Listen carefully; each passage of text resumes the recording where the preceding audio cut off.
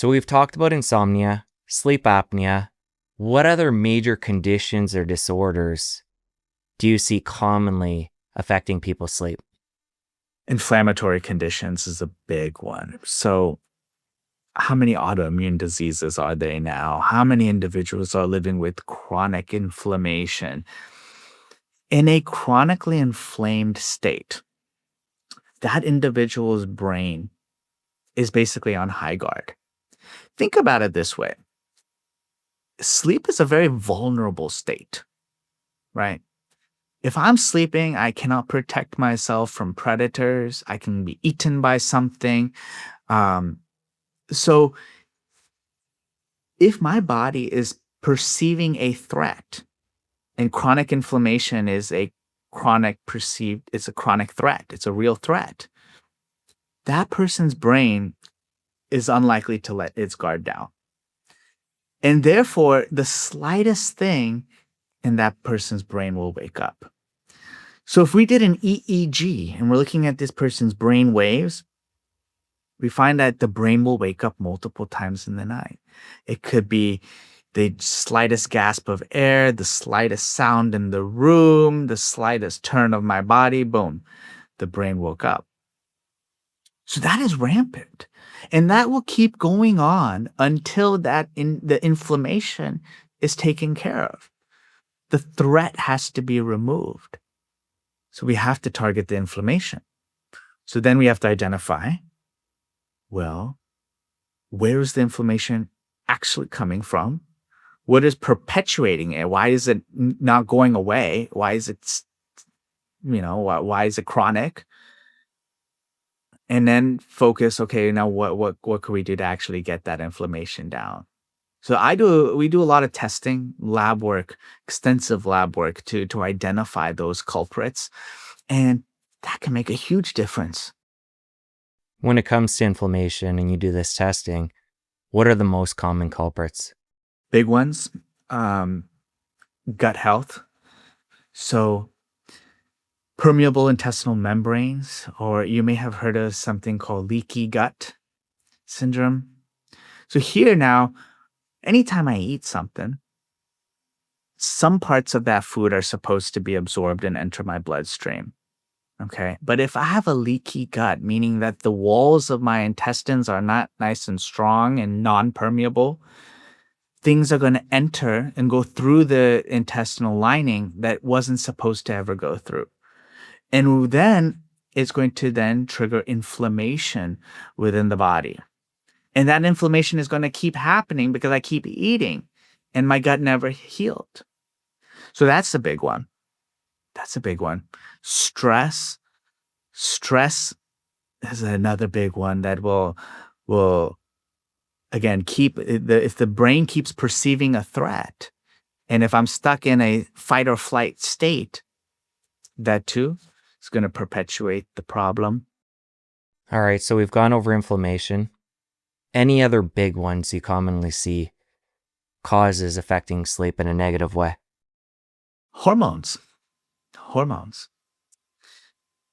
is very common. Let's say when an individual is going through menopause, sleep disturbances are common. Okay, so we know that there's a strong connection there. But here's where it gets tricky. Poor sleep can actually result in lower hormones. So testosterone, for example, men who get insufficient sleep, if they get only 5 hours of sleep, and if I measured 2 weeks later, what's their testosterone levels? It'll be about 20% down just after 2 weeks. And in testosterone replacement therapy today is quite rampant. And then the individuals, these men will take the testosterone and they genuinely feel better. Okay. But what led to the testosterone being low in the first place? It's often poor sleep. So here's the cool thing though. Specifically testosterone, improving the total sleep time back to 7 hours or better, 80% of those cases, testosterone levels will come back up. What about for the women going through menopause, having that natural change? Any strategies to help with sleep? Great question. So to some extent, right, those hormones are going to go down, and that's part of the natural process. Okay, fair. Um, and so that's why we have to make sure that all the conditions for good sleep are still met. So of course, all that sleep hygiene, doing all optimizing your light, the timing of your sleep, all that key. And there's sometimes I use some supplements too. There's some good supplements like glycine. Glycine has been shown repeatedly to increase the depth of the sleep, reduce nighttime awakenings. It's not habit forming and is usually very well tolerated. So that before bedtime can also make a big difference.